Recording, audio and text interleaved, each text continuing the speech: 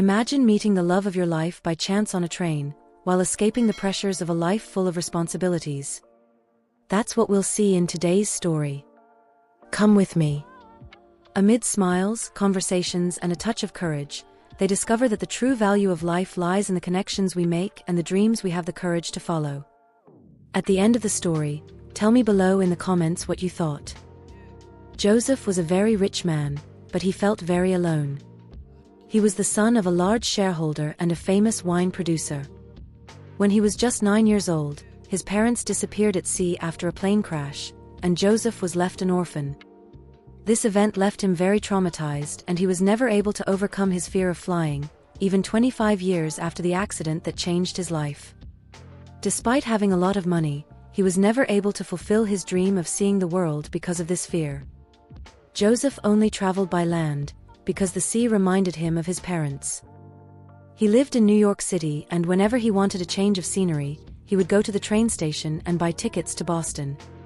There is a daily train on this route. He never warned anyone when he decided to go on these trips. He was tired of leading a company that wasn't his creation. The company was his father's dream, whose face he only remembered from photographs. Taking care of the company alone was very difficult, as he carried the family name and legacy. His advisors always said he needed to continue to preserve his parents' fortune and memory. Joseph felt a mix of guilt and sadness whenever he thought about selling everything and starting over. He felt embarrassed saying it out loud because no one seemed to support him or listen to what he really wanted to do. Even with his trauma, he loved traveling and taking photos. He also loved painting pictures, but he never showed them to anyone. To have a peaceful place where he could relax, he bought a house on the beach, away from the pressures of work and the business world. One day, Joseph woke up to the sun shining through his apartment window. He looked at the clock. It was 7 a.m. As always, he got up, did some stretches, took a shower, brushed his teeth and went to work. When he arrived at the company, Joseph was shocked. There were party balloons everywhere and a bunch of shareholders he didn't even know. They were old, ambitious men from various parts of the country, all there to curry favor with the heir who owned the majority of the company. That's when Joseph remembered it was his 35th birthday. This scared him. He realized how quickly his life was passing by and that, even with all the resources, he wasn't living the way he wanted. Instead, he was doing what others expected of him. After the party ended and he got rid of the sycophants, Joseph locked himself in his room.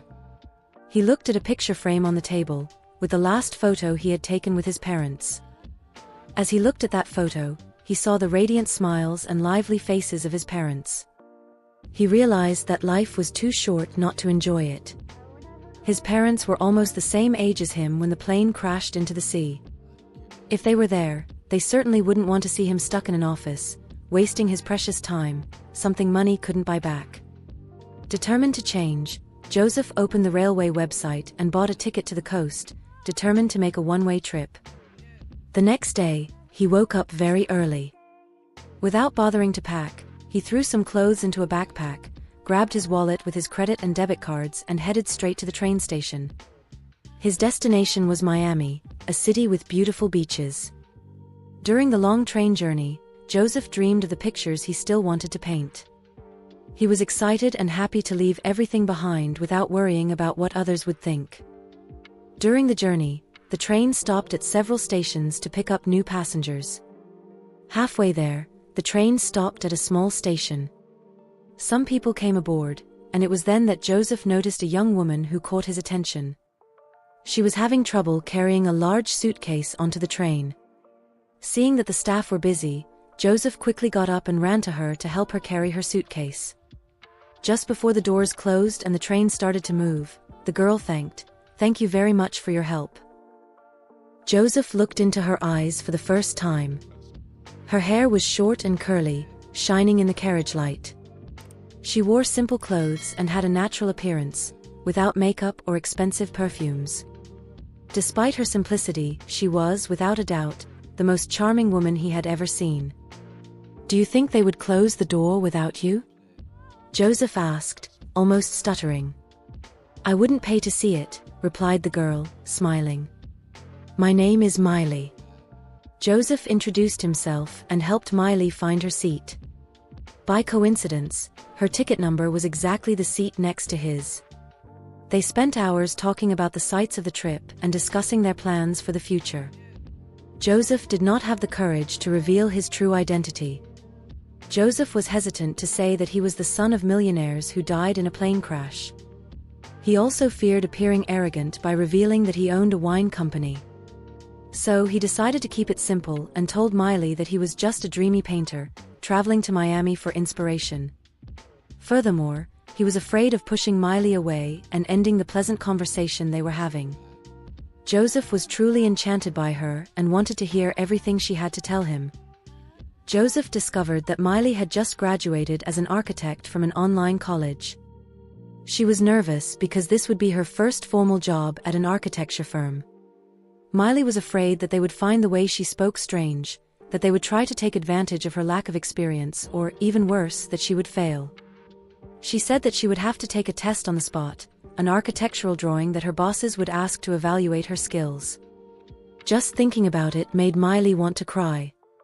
He tried to calm Miley down, telling her she would do fine. When they arrived at their destination, they exchanged phone numbers and promised to talk to each other to tell them about their achievements. Over the next few days, Joseph couldn't stop thinking about Miley. Her phone rang non-stop, but it was just company executives wanting to know her whereabouts.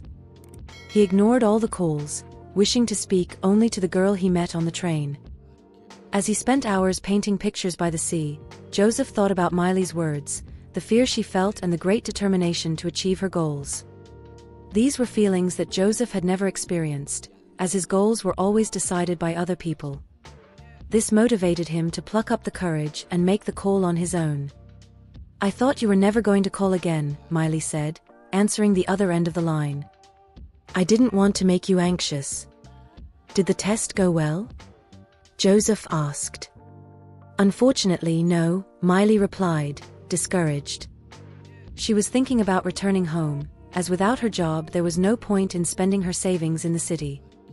Joseph asked to see her one more time, and she accepted. They met on the beach and spent the whole day talking.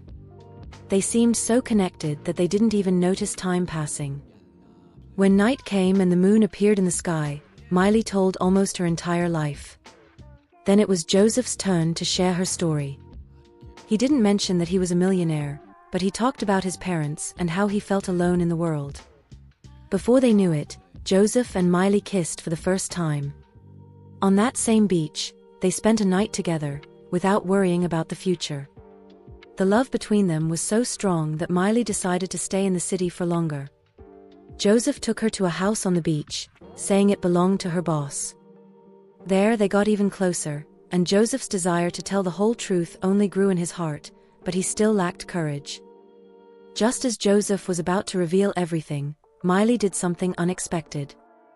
After hearing the story he told and seeing the beautiful pictures he painted, Miley left early one morning and came back with an envelope in her hands. She said she had used the rest of her savings to enter one of Joseph's paintings in an art competition. "You are a great artist and deserve to be recognized," she said. "I did it because I saw in your eyes the sadness of never doing what you truly love. Therefore, I decided to use what little I had left to make the dream of the man I am in love with come true."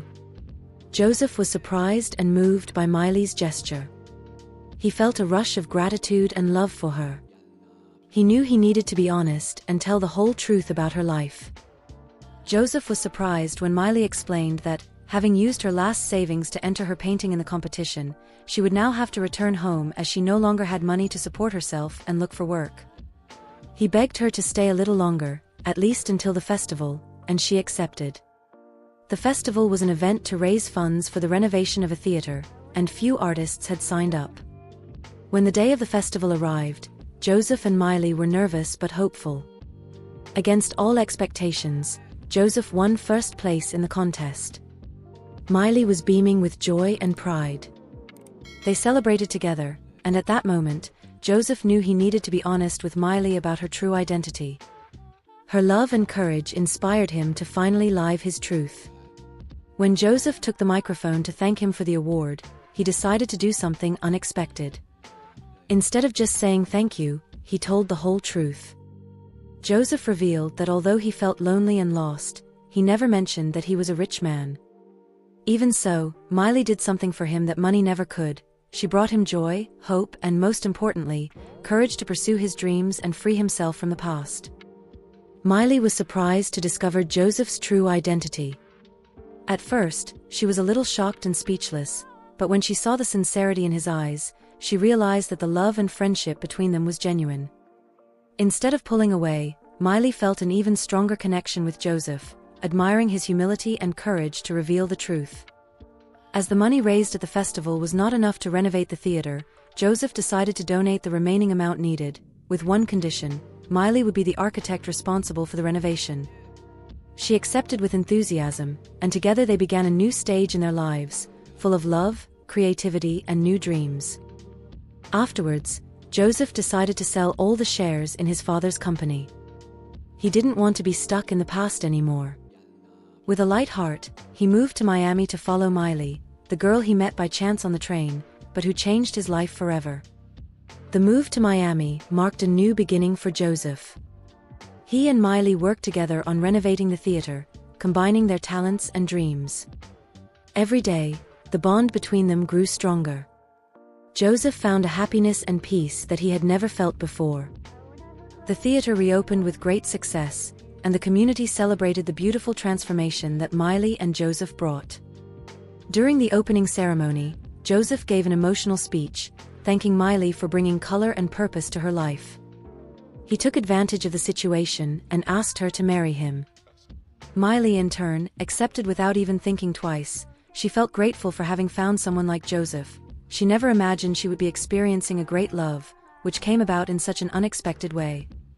They realized that together they could face any challenge and create a bright future. Did you like this story? Enjoy and leave a like, subscribe to the channel and activate the bell so you don't miss our next exciting stories. Thanks for watching and see you next time.